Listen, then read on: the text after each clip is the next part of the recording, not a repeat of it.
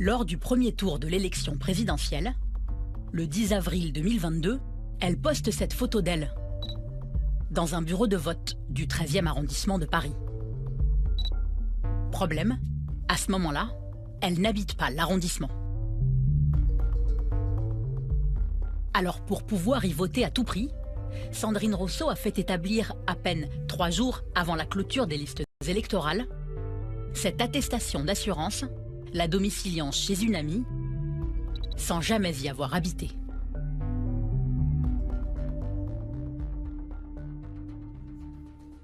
1er mars, date d'établissement de cette attestation, pour un appartement où finalement vous n'habiterez jamais. 4 mars, date de clôture des listes électorales. » Ça sent un peu le stratagème, en fait, ce document.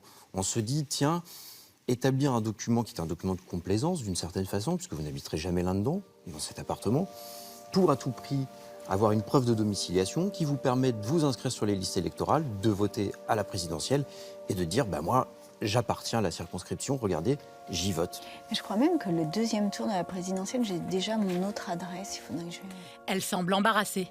Oui, non, mais je vais répondre à votre question, à votre super question d'investigation. Alors donc, je vous redis qu'il y avait un projet de sous-location, puisque c'était un appartement meublé, qu'à l'époque, je cherchais un appartement meublé, que finalement, je me suis installée dans un appartement non meublé, puisque la sous-location n'a pas été possible.